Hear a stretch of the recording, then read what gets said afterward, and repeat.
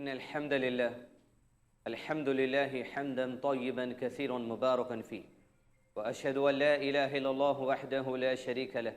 وأشهد أن محمدا عبده ورسوله. أما بعد،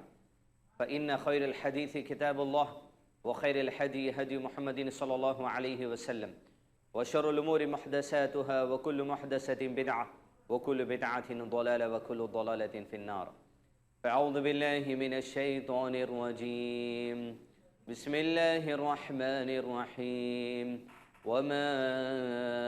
أرسلناك إلا رحمة للعالمين. بسم الله الرحمن الرحيم. رب اشرح لي صدري ويسر لي أمري واحلل عقدة من لساني يفقهوا قولي. آئی پلس ٹی وی کے ناظرین، ایک مرتبہ پھر سے آپ تمام کا سلسلے وار سیرت النبی صلی اللہ علیہ وسلم کے اس خاص پروگرام میں استقبال ہے. السلام علیکم ورحمۃ اللہ وبرکاتہ. یعنی آپ تمام پر اللہ سبحانہ وتعالیٰ کی سلامتی، اس کی رحمت اور برکت نازل ہو. ناظرین، 11ویں ایپیسوڈ میں اب ہم آپ کے سامنے وہ باتیں پیش کریں گے جو آپ صلی اللہ علیہ وسلم کی مکی زندگی سے متعلق ایک بہت ہی اہم حصہ ہے. ناظرین، اب تک کے گزشتہ ایپیسوڈ میں ہم نے جو باتیں دیکھی اس کا سرسری سا خاکہ آپ کے سامنے پیش کر دوں کہ آپ صلی اللہ علیہ وسلم جب مکی زندگی میں نبوت کے دائرے میں آ گئے، تب آپ صلی اللہ علیہ وسلم کو 3 سال انفرادی طور پہ انڈیویجل لیول پہ دعوت اسلام پہنچانا تھا. 3 سال دعوت تبلیغ کے نتیجے میں آپ صلی اللہ علیہ وسلم نے ایک مضبوط گراؤنڈ مکے کی سرزمین پر بنا دیا، جس کے نتیجے میں ڈھیر سارے لوگوں نے اسلام کو بھی قبول کیا، اور اس کے ساتھ ساتھ گھر گھر اس بات کا چرچا ہو گیا کہ اسلام کے آخری رسول صلی اللہ علیہ وسلم دنیا میں آ چکے ہیں. اب اس کے ساتھ ساتھ مکے میں رہنے والے اور بھی عرب کے قبیلے، ان کو پریشانی ظاہر ہونے لگی، ان کے اندر ایک قسم کی تشویش پیدا ہونے لگی کہ اگر یوں ہی آپ صلی اللہ علیہ وسلم کی دعوت پر لبیک کہہ کر لوگ اسلام کے دائرے کے اندر اگر آ جائیں تو ہو سکتا ہے ان کی جو ٹھاٹ باٹ، ان کی جو عزت ہے، ان کے جو قریش قبیلے کی دنیا بھر کے اندر ایک جو سو رتبہ تھا، وہ رتبہ کہیں ختم نہ ہو جائے، وہ عزت کہیں ختم نہ ہو جائے. اگر لوگ انہی کو جو سو اگر رسول مان لیں گے تو سب سے بڑی ان کو جو چنتا تھی، سب سے بڑی جو پریشانی ان کو لگی تھی، وہ یہ تھی کہ ان کے باپ دادا کا جو دین ہے وہ محفوظ نہیں رکھ سکتا، جس پر وہ کئی سالوں سے عمل کر رہے تھے. وہ دین ابراہیم کی بچی کچی باتوں پر عمل کرتے، جس میں سے چند باتیں حج کرنا اور طواف کرنا اور عبادت کے کچھ طریقوں کو اپنائے ہوئے تھے. لیکن اس کے ساتھ ساتھ دین ابراہیم پہ لوگ اپنے آپ کو عمل کرتے سمجھتے تھے، وقت کے مسلمان وہ لوگ اپنے آپ کو سمجھتے تھے، لیکن خرافات ان کے اندر آ گئی تھی، شرک ان کے اندر آ گیا تھا، طرح طرح کے جاہل رسم و رواج کا شکار وہ لوگ بن گئے تھے. یہ سب کچھ کرتے ہوئے وہ اپنے آپ کو مسلمان سمجھتے تھے، لیکن اللہ کے نبی صلی اللہ علیہ وسلم کو جو پیغام پہنچانا تھا وہ ایسی قوم کے پاس پیغام پہنچانا تھا جو اللہ تعالیٰ کا تعارف رکھتی تھی، وہ اللہ تعالیٰ کو جانتے تھے، وہ ابراہیم علیہ السلام کو جانتے تھے، وہ اسماعیل علیہ السلام کو جانتے تھے، ان کی شریعت کا علم جانتے تھے. اس کے باوجود وہ لوگ اپنے آپ کو کفر میں مبتلا کر چکے تھے. تو آپ صلی اللہ علیہ وسلم کے سامنے ایسی قوم جو اللہ کا تعارف رکھتی ہے، اس کو صرف اور صرف اللہ سبحانہ وتعالیٰ کی عبادت ہی کی طرف لانا تھا. اس کو صرف اللہ کے نبی صلی اللہ علیہ وسلم کی دی ہوئی جو اب آخری شریعت ہے جو قرآن مجید کی شکل میں آئی، صرف وہی شریعت کی طرف لانا تھا. لیکن یہ پروجیکٹ کوئی معمولی بات نہیں تھی، یہ کام اللہ کے نبی صلی اللہ علیہ وسلم کے آسان بات نہیں تھی. اس لیے کہ ایک طرف قوم کی سخت مزاجی تھی، قوم کے لڑائی جھگڑے تھے، قبیلوں کے اندر جو آپس کا ٹکراؤ ہوا کرتا تھا، قبیلوں کا جو مزاج تھا کہ چھوٹی چھوٹی بات کے لیے وہ اپنی تلواریں نکال کر سال و سال اپنے آپ کو جنگوں میں شامل رکھا کرتے تھے. ان سارے چیزوں کو اللہ کے نبی صلی اللہ علیہ وسلم یہ عرب کے لوگوں کی سختی کو بچپن سے جانتے تھے. یہ سختی کو مد نظر رکھتے ہوئے اللہ کے نبی صلی اللہ علیہ وسلم نے شروع کے 3 سال انفرادی طور پہ کام کیا. پھر جب سورہ شعراء کی آیتیں نازل کی گئی تو کھلے عام تبلیغ کا سلسلہ شروع ہوا.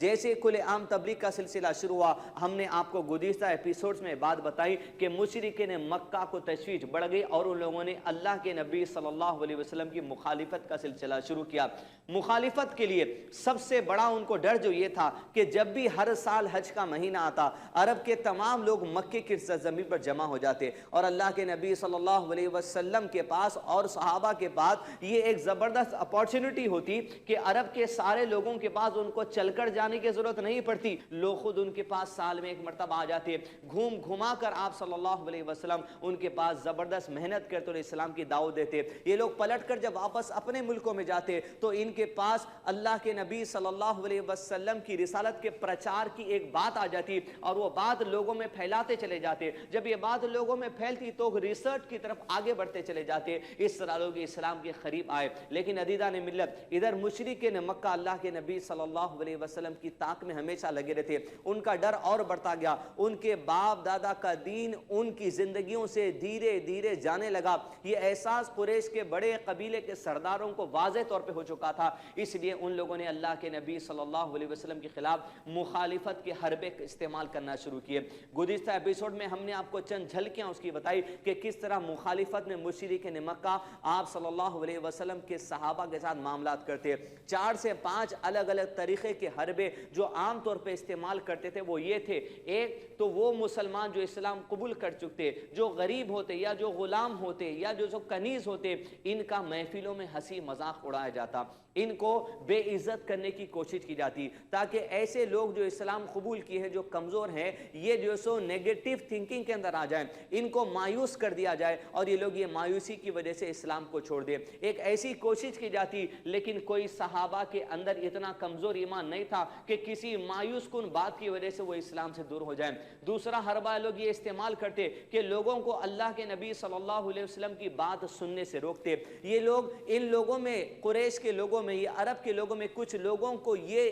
کام کے لیے چن لیا گیا تھا کہ وہ لوگ دوسرے ملکوں میں جا کے قصے کہانیاں سن کر یاد کر آتے۔ جب اللہ کے نبی صلی اللہ علیہ وسلم کی دعوت کا کام مکے میں شروع ہوا، کچھ لوگوں کو قریش نے اس کام کے لیے لگا دیا کہ وہ جا کر لوگوں کو نئے قصے کہانیاں سنائیں تاکہ وہ لوگ قرآن کے جو سو پیغام سے ڈائیورٹ ہو جائیں، ان کی دلچسپی جو سو دوسرے واقعات میں لگ جائے۔ جس طرح عزیزان ملت، آج ہمارے یہاں پر جب قرآن کی تعلیم بھی دی جاتی ہے اور حدیث رسول صلی اللہ علیہ وسلم کی تعلیم بھی دی جاتی ہے، لیکن عزیزان ملت، آج کا مسلمان جو ڈائیورٹ ہونے کا آسان طریقہ ہے وہ یہ ہے کہ واٹس ایپ کا کوئی کلپ اگر اس کے پاس آ جائے تو وہ دین کی بات سے ڈائیورٹ ہو جاتا ہے، کسی فلمی بات اگر اس کے پاس آ جائے تو وہ ایزیلی اس کی طرف ڈائیورٹ ہو جاتا ہے۔ ٹھیک اسی طرح قصے کہانیوں کے ذریعے مشرکین مکہ قرآن سے ڈائیورٹ کرنے کی کوشش کرتے تھے۔ گزشتہ ایپیسوڈ میں ہم نے آپ کے سامنے سورہ لقمان کی آیت نمبر 6 رکھی، جس میں اللہ سبحانہ وتعالی نے فرمایا کہ وَمِنَ النَّاسِ مَن يَشْتَرِي لَهْوَ الْحَدِيثِ، لوگوں میں کوئی ایسا ہے جو بیہودہ حکایتیں، بیکار باتیں لے کر آتا ہے تاکہ ان بیکار باتوں کو لوگوں کو سنا کر، لوگوں کو بتا کر، لوگوں کو اللہ سبحانہ تعالیٰ کے دین سے غافل کر دے۔ یہی کوشش آج کے زمانے میں بھی لوگوں کی چل رہی ہے کہ لوگ طرح طرح کی فلمیں یا کہانیاں یا کوئی فحاشی والا کارٹون بنا کر یا کوئی جو سو گانا بنا کر چاہتا ہے کہ لا کے لوگوں میں چھوڑ دے۔ اس کا بنیادی مقصد یہ ہے کہ لوگ اللہ کے دین سے، اس حق کے پیغام سے، اس امن والے پیغام سے اپنے آپ کو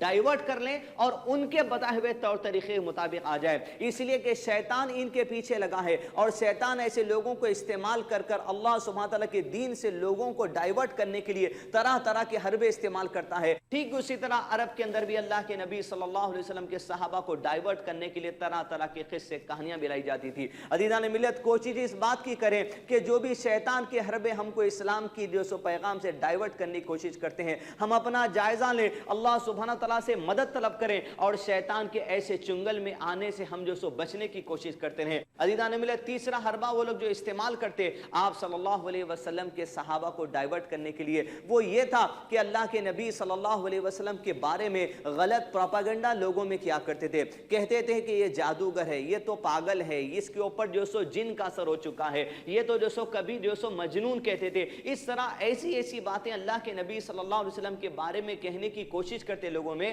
جس سے لوگوں میں یہ بات آ جائے کہ بھئی اس آدمی کی بات ہم کو سننا نہیں ہے۔ لیکن اللہ سبحانہ تعالیٰ کے من سے کچھ اور ہوتے ہیں، لوگ زمین پر ایک چال چلتے ہیں، اللہ آسمانوں میں ایک چال چلتا ہے، اور اللہ تعالیٰ نے ارشاد فرمایا اعوذ باللہ من الشیطان الرجیم واللہ واللہ خیر الماکرین، سب سے بہتر جو چال ہوتی ہے وہ اللہ سبحانہ تعالیٰ کی چال ہوتی ہے۔ جتنا وہ لوگ نیگیٹو پروپیگنڈا کرتے جاتے اللہ کے نبی صلی اللہ علیہ وسلم کے بارے میں، اتنا ہی آپ صلی اللہ علیہ وسلم کے بارے میں لوگوں کے اندر کیوریوسٹی بڑھ جاتی، لوگوں کے اندر تشویش بڑھ جاتی کہ آخر سنیں تو صحیح، یہ لوگ جو کہہ رہے ہیں کہ پاگل ہے، یہ مجنون ہے، یہ ایسی بات کہتا ہے، لوگ اس کے دیوانے ہو جاتے ہیں۔ لوگ تعجب کرتے ہیں اگر یہ آدمی پاگل ہے تو پھر اتنے سارے لوگ، اتنے سارے عقل مند لوگ، اتنے سارے جو سو بردبار لوگ کیسے اس آدمی کی بات میں آ جاتے ہیں؟ لوگ تحقیق کرتے جاتے ہیں۔ اللہ سبحانہ تعالیٰ کا جو نظام تھا، جو ماحول اللہ سبحانہ تعالیٰ بنا کر رکھے، اس ماحول کی وجہ سے لوگوں کے دلوں میں صرف اور صرف اسلام کی محبت ہی غالب آتی تھی۔ مشرکین مکہ دوسرا حربہ استعمال کرتی دار ملت کہ اللہ کے نبی صلی اللہ علیہ وسلم کے بارے میں جب قرآن پڑھتے تھے آپ صلی اللہ علیہ وسلم، تو قرآن پڑھتے وقت میں لوگوں کو جو سو ڈائیورٹ کرنے کی کوشش کرتے تھے، لوگوں کے پاس سیٹیاں بجانا، تھالی مارنا، ان کو ڈائیورٹ کرنا، اونچی اونچی آواز میں کوئی اور چیزیں پکارنا، تاکہ قرآن مجید سننے کی وجہ سے جو سو لوگ خاسر ہو جائیں، لوگ قرآن مجید سے دور ہو جائیں۔ اس طرح طرح طرح کے حربے وہ لوگ استعمال کرتے تھے۔ اور ایک حربہ جو ہم نے آپ کو گزشتہ ایپیسوڈ میں بتایا کہ مالدار لوگوں کے پاس لا کر عورتوں کو چھوڑ دیا کرتے تھے، جو خاص طور پہ ایران سے آتی تھی، جو ان کے سامنے ناچتی تھی اور شراب پلاتی تھی، جس وجہ سے یہ کہہ کر چھوڑتے تھے کہ یہ عورت تمہیں وہ لطف دے گی، وہ مزہ دے گی اس کے ڈانس کے ذریعے، اس کے ناچ کے ذریعے اور اس کے شراب پلانے کے ذریعے، جو تم کو اسلام میں مزہ نہیں ملے گا۔ اس طرح مسلمانوں کے خلاف مشرکین مکہ نے نبی صلی اللہ علیہ وسلم کی نبوت کے 4 اور 5ویں سال کے درمیان میں اس طرح کے حربے استعمال کرنا شروع کر دیے۔ لیکن عزیزان ملت، صحابہ وہ جماعت ہے کہ جس کے بارے میں اللہ سبحانہ وتعالیٰ نے قرآن مجید میں بھی فرما دیا، اور جس کے بارے میں اللہ سبحانہ وتعالیٰ نے صحابہ کے دنیا میں آنے سے پہلے تورات اور انجیل میں بھی بیان کر دیا۔ لہذا عزیزان ملت، صحابہ ایسی بیکار باتوں سے اپنے ایمان کو جو سو ضائع کرنے والے لوگ نہیں تھے، وہ ایسی قوم تھی جن کا ایمان پختہ تھا، جن کا ایمان مضبوط تھا۔ یہی وہ لوگ ہیں جن کے مضبوط ایمان کو دیکھ کر اللہ سبحانہ وتعالیٰ نے قرآن مجید میں سورہ توبہ کے نمبر 100 میں فرمایا رضی اللہ عنہم ورضوان، کہ اللہ ان سے راضی ہیں اور وہ اللہ سے راضی ہیں۔ عزیزان ملت، اس طرح 4 یا 5واں سال جب نبوت کا اللہ کے نبی صلی اللہ علیہ وسلم کا مکی زندگی کا شروع ہوا، 13 سال میں سے لگ بھگ 4 یا 5 سال گزرنے کو ہے کہ حربے استعمال ہونا شروع ہو گئے۔ لیکن عزیزان ملت، اسی کے ساتھ ساتھ اللہ کے نبی صلی اللہ علیہ وسلم کے اوپر قرآن مجید کا نزول جاری و ساری تھا۔ عزیزان ملت، مکی زندگی میں جس طرح کی آیتیں صحابہ کو بتائی جاتی، وہ جنت کی خوشخبریوں کی آیتیں آپ صلی اللہ علیہ وسلم کو سنائی جاتی، وہ جہنم سے عذاب سے بچنے کے لیے آپ صلی اللہ علیہ وسلم پر آیتیں تلاوت کی جاتی۔ اس طرح قرآن مجید کا نزول آسمان سے جاری و ساری تھا۔ اور ادھر اللہ کے نبی صلی اللہ علیہ وسلم کے وہ خاص صحابہ جن کو اللہ کے نبی صلی اللہ علیہ وسلم جب بھی آیت سنتے، جبریل علیہ السلام آیت یاد دلا دیتے اور اللہ سبحانہ تعالیٰ دل میں وہ آیت کو جما دیتے، تب اللہ کے نبی صلی اللہ علیہ وسلم چند خاص صحابہ کو جو سو فکس کیے تھے اس کام کے لیے، جن کو کاتب وحی کہا جاتا۔ جو بھی وحی نازل ہوتی، صحابہ کی جماعت تھی، وہ اس وحی کو لکھ لیا کرتی تھی۔ وہ کون صحابہ تھے، کیسا وہ وحی کو لکھا کرتے تھے اور کس طریقے سے لکھا کرتے تھے؟ قرآن مجید کا نزول جو مکی دور میں یعنی 13 سال میں ہوا، قرآن مجید کا مکمل 2/3 حصہ جو سو مکی زندگی میں نازل ہوا، اور مدنی زندگی جو 10 سال کی آپ صلی اللہ علیہ وسلم کی، اس میں قرآن مجید کا 1/3 حصہ غالباً نازل ہوا۔ علماء کرام نے قرآن مجید کے اس نزول کو دیکھتے ہوئے اس طرح کا حساب لگا ہے۔ ناظرین، قرآن مجید کے نزول کے بارے میں گزشتہ 10 ایپیسوڈ میں آپ کے سامنے باتیں رکھی گئی ہیں۔ ناظرین، بتانا کا مقصد یہ ہے کہ قرآن مجید کا جو نزول اللہ کے نبی صلی اللہ علیہ وسلم کے زمانے میں ہوتا، وہ یوں ہی اس طرح صحابہ کے لیے کوئی معمولی بات نہیں تھی۔ صحابہ وہ جماعت ہے ناظرین کرام جس کو اللہ سبحانہ و تعالیٰ نے ایک بڑے کام کے لیے چن لیا تھا۔ وہ سب کچھ آزمائشیں جھیلتے تو اللہ سبحانہ و تعالیٰ انہیں بڑے بڑے مرتبوں سے بھی فائز کرتا۔ تورات کے بارے میں علماء کرام نے کہا، تورات وہ کتاب ہے جو اللہ سبحانہ و تعالیٰ کے ہاتھ کا لکھا ہوا تھا، جو موسیٰ علیہ السلام پہ نازل کیا گیا تھا۔ ناظرین، لیکن قرآن مجید کا جو نزول ہوا وہ لکھی ہوئی شکل میں نازل نہیں ہوا۔ قرآن مجید کے نزول کی خاصیت یہ کہ وہ جبریل علیہ السلام کے ذریعے اللہ سبحانہ و تعالیٰ رسول اللہ صلی اللہ علیہ وسلم کے قلب پر نازل کرتے۔ آپ صلی اللہ علیہ وسلم خود بیٹھ کر قرآن مجید کی آیت کو نہیں لکھا کرتے، بلکہ اللہ سبحانہ و تعالیٰ نے یہ اعزاز سے نوازا تو صحابہ کی جماعت کو نوازا۔ صحابہ اللہ کے نبی صلی اللہ علیہ وسلم کے کہنے پر جب بھی آیت نازل ہو جاتی اور جب آیت اللہ سبحانہ تعالیٰ اللہ کے نبی صلی اللہ علیہ وسلم کے دل میں بسا دیتے، وہ آیت اللہ کے نبی صلی اللہ علیہ وسلم کاتب وحی یعنی جو وحی لکھنے والے صحابہ ہیں ان کو بلاتے اور ان کو لکھاتے۔ تو صحابہ آیت کو کبھی ہڈی پر لکھتے، کبھی چمڑے پر لکھتے، کبھی پتھر پر لکھتے، کبھی گھر کی ناٹوں اور دروازوں پر لکھتے، جو جگہ ان کو میسر ہوتی وہ جو سو اللہ کے نبی صلی اللہ علیہ وسلم کے کہنے کے مطابق آیت جو نازل ہوتی اس کو لکھ لیا کرتے۔ اور کاتب وحی میں عزیزان ملت بڑے ٹاپ لیول کے صحابہ کو شامل کیا گیا۔ ابو بکر صدیق رضی اللہ تعالیٰ عنہ یہ کاتب وحی میں سے، عمر بن خطاب رضی اللہ تعالیٰ عنہ یہ کاتب وحی میں سے، عثمان بن عفان رضی اللہ تعالیٰ عنہ یہ کاتب وحی میں سے، علی بن ابی طالب رضی اللہ تعالیٰ عنہ یہ کاتب وحی میں سے، زید بن ثابت رضی اللہ تعالیٰ عنہ یہ کاتب وحی میں سے، عبداللہ بن عمرو بن العاص رضی اللہ تعالیٰ عنہ یہ کاتب وحی میں سے، معاویہ بن ابی سفیان رضی اللہ تعالیٰ عنہ یہ کاتب وحی میں سے۔ ان کے علاوہ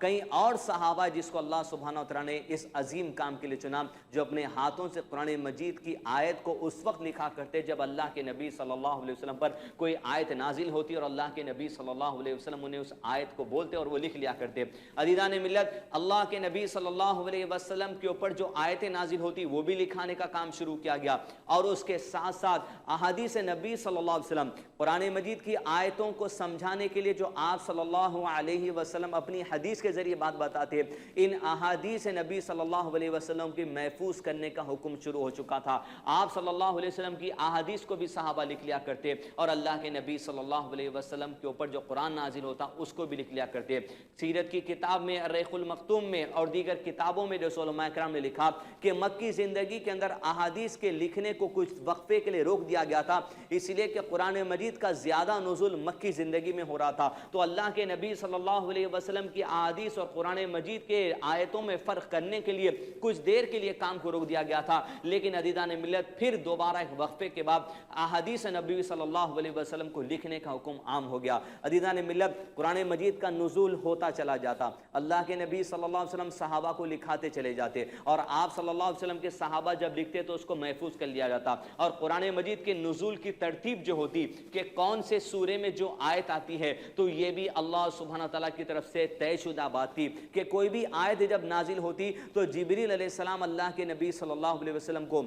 یہ بھی بات بتا دیتے کہ اس آیت کو آپ کو فلاں سورے میں فلاں آیت سے پہلے رکھنا ہے اور فلاں آیت کے بعد رکھنا ہے۔ یہ ساری طے شدہ باتیں ہیں جو اللہ سبحانہ تعالیٰ کی طرف سے تھی، یہاں تک کہ قرآن مجید کے سورتوں اور آیتوں کی ترتیب بھی جبریل علیہ السلام اللہ کے نبی صلی اللہ علیہ وسلم کو سکھاتے۔ لہذا علماء کرام نے کہا جیسا قرآن مجید لوح محفوظ میں اللہ سبحانہ تعالیٰ نے رکھا ہے، وہ لوح محفوظ جس کے بارے میں ہم نے آپ کو گزشتہ ایپیسوڈ میں بتایا کہ زمین اور آسمان کی تخلیق سے 50,000 سال پہلے اللہ سبحانہ وتعالیٰ نے لوح محفوظ بنا، وہ لوح محفوظ جس کے اندر ساری مقادیر لکھی ہیں، قرآن مجید بھی اسی کے اندر ہے، وہ لوح محفوظ میں جیسا قرآن جس ترتیب میں ہے، علماء کرام نے کہا یہ قرآن جو ہمارے پاس ہے وہ بھی اسی ترتیب میں ہے۔ الحمدللہ عزیزان ملت اب قرآن مجید کا نزول جاری و ساری ہے، یہ وہ کتاب ہے عزیزان ملت کہ جس کی حفاظت کی ذمہ داری اللہ سبحانہ وتعالیٰ نے لی۔ گزشتہ جتنی کتابیں اللہ سبحانہ وتعالیٰ نے نازل کی ہیں ان کی حفاظت کی ذمہ داری اس قوم کی، اس امت کے علماء کو دی گئی تھی،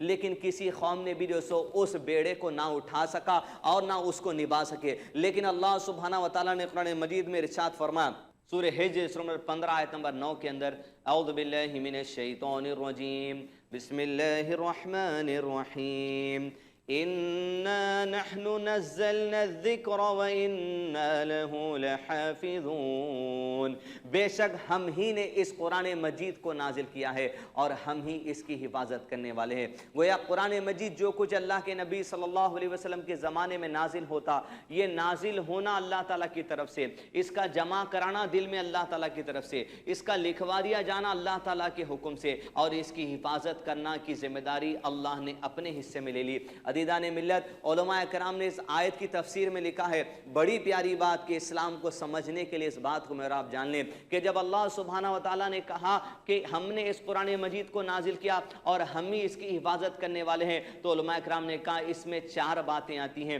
पहली बात तो ये आती है कि जब तक कि ये कुरान अरबिक ज़बान में नाजिल किया गया है तो अल्लाह सुब्हानहू व तआला अरबी ज़बान की भी हिफाजत कर रहा है। दूसरा, उलमा करام ने ये कहा कि हमने इसको नाजिल किया और हम ही इसकी हिफाजत करने वाले से मुराद ये है कि कुरान मजीद की सारी आयतों की हिफाजत अल्लाह सुब्हानहू व तआला करेंगे। कोई इसके ज़ेर ज़बर में तब्दीली नहीं कर सकता, कोई ना इस जैसा कुरान ला सकता है, कोई ना जो सो इस जैसी कोई आयत ला सकता है। अल्लाह सुब्हानहू व तआला इस कुरान को मुकम्मल तौर से हिफाजत की जिम्मेदारी ले चुके हैं। तीसरे मायने उलमा करام ने ये बताए हैं कि कुरान मजीद का जो नुज़ुल हुआ है, इन आयत की हिफाजत से मुराद ये है कि इन आयत को समझने के लिए जो अल्लाह के नबी सल्लल्लाहु अलैहि वसल्लम की अहादीस की ज़रूरत है, अल्लाह के नबी सल्लल्लाहु अलैहि वसल्लम की सुन्नतों की ज़रूरत है, तो गोया अल्लाह सुब्हानहू व तआला इन आयत को समझने के लिए जिन अहादीस नबी सल्लल्लाहु अलैहि वसल्लम की ज़रूरत है, उन अहादीस की भी अल्लाह ताला हिफाजत फरमाता है। और चौथी बात उलमा करम ने बड़ी पारी ये बताई कि अहादीस नबवी सल्लल्लाहु अलैहि वसल्लम जब अल्लाह के नबी सल्लल्लाहु अलैहि वसल्लम कहते थे सहाबा से, तो सहाबा का जो अमल कुरान मजीद को समझने के लिए ज़रूरी है, उस सहाबा के अमल की हिफाजत भी अल्लाह सुब्हानहू व तआला फरमाता है। गोया कुरान मजीद की हिफाजत में ढेर सारी बातें आती हैं। अरबी ज़बान की हिफाजत की लैंग्वेज भी है, कुरान मजीद की आयत की हिफाजत की लैंग्वेज भी है, अहादीस नबी सल्लल्लाहु अलैहि वसल्लम की भी जो हिफाजत की जो सो बात है, उसके साथ साथ सहाबा के अमल की भी बात है जो कुरान समझने के लिए और हदीस समझने के लिए मुझको और आपको ज़रूरी है। सामने इकराम, आपके सामने बात गुज़िश्ता एपिसोड में बताई गई है कि ज़िंदगी के 3 पॉइंट फार्मूले को आप हमेशा याद रखिए। कुरान मजीद ज़िंदगी का जो सो निज़ाम अल्लाह ताला ने बनाया, कुरान मजीद समझने का निज़ाम नबी सल्लल्लाहु अलैहि वसल्लम की ज़िंदगी का नाम है, और अल्लाह के नबी सल्लल्लाहु अलैहि वसल्लम की सुन्नतों को समझने का जो निज़ाम है वो सहाबा रज़ियल्लाहु तआला अजमईन की जो सो ज़िंदगी का नाम है। ये तीनों चीज़ों की हिफाजत अल्लाह सुब्हानहू व तआला फरमा रहा है। लिहाजा अदीदान मिल्लत, यही हकीकी इस्लाम है, इसको थामे रहिए और अपनी ज़िंदगी में जो सो अमल करते हुए अल्लाह सुब्हानहू व तआला की रज़ा हासिल करने की कोशिश कीजिए। नाजिल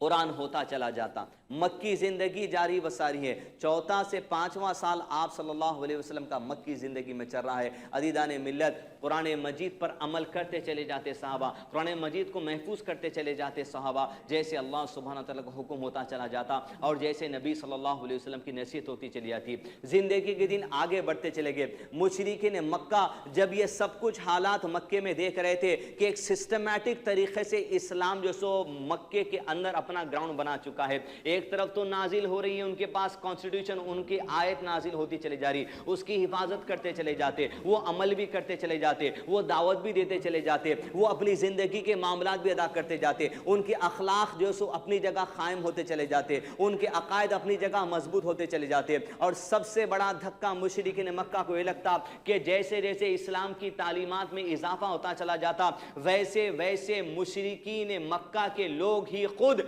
उनके बाप दादा के दीन से अलग थलग होते चले जाते। वो दूरी मुशरिकीन मक्का ने नोट कर ली थी जो लोगों में धीरे धीरे आती चली जा रही थी। इसलिए कि अदीदान मिल्लत, रसूलुल्लाह सल्लल्लाहु अलैहि वसल्लम का खुद फिजिकली वहां मौजूद होना ये जो सो बहुत बड़ी दलील थी लोगों के लिए कि अल्लाह के नबी सल्लल्लाहु अलैहि वसल्लम के अखलाक को लोग देते, वही के नुज़ूल के वक्त अल्लाह के नबी सल्लल्लाहु अलैहि वसल्लम की कैफियत को लोग देखा करते। इस तरह मक्के के अंदर एक मुनज़्ज़म ग्राउंड बन रहा था जिसकी वजह से मुशरिकीन मक्का बारहा परेशान होते चले जा रहे थे और वो अपने तरह तरह के हरबे तौर तरीके इस्तेमाल कर रहे थे और तौर तरीकों में कभी हंसी मजाक से काम लिया करते सहाबा के साथ, कभी अल्लाह के नबी वसल्लम के खिलाफ प्रोपेगेंडा कर दिया करते, कभी अल्लाह के नबी वसल्लम की बात लोगों को सुनने से रोक दिया करते, कभी कुरान पढ़ा जाता तो उस वक्त डिस्टर्बेंस कर दिया करते, कभी जो सो रसूलुल्लाह सल्लल्लाहु अलैहि वसल्लम के साथ तकलीफ दे बात कर दिया करते। लेकिन सबसे खतरनाक हरबा जो 4 या 5 साल की मक्की जिंदगी गुजरने के बाद उन लोगों ने इस्तेमाल किया, जब हालात उनके कंट्रोल के बाहर होते हुए उनको नजर आए तो ऐसी घिनौनी साजिश, ऐसी गंदी साजिश और ऐसा जो सो खतरनाक हरबा उन मुसलमानों के खिलाफ इस्तेमाल किया गया कि जिसको कायनात को कोई आदमी अगर देख ले या सुन ले तो कांप उठेगा कि ये कैसी कौम थी जो खुद उनके भाई को, उनके रिश्तेदारों को कि वो अल्लाह के दीन की तरफ जाने की वजह से, बाप दादा के दीन छोड़ने की वजह से ये हरकत برکت ان کے ساتھ کی گئی. عزیزان ملت, ظلم و ستم کا سلسلہ شروع ہوا. کیسا وہ ظلم و ستم تھا, کیسے صحابہ سہتے تھے, کیسے ایمان کی حفاظت کرتے تھے, کیسے اللہ کے نبی صلی اللہ علیہ وسلم ان کے لیے دعاؤں میں اپنا جو سو حصہ بناتے تھے. یہ ساری باتیں انشاءاللہ آپ کے سامنے ظلم و ستم کس طرح ہوا آنے والے 12ویں ایپیسوڈ میں رکھی جائے گی. تب تک کے لیے اپنا خیال رکھیں, دیکھتے رہے ہمارا channel I plus T V. السلام علیکم ورحمۃ اللہ وبرکاتہ.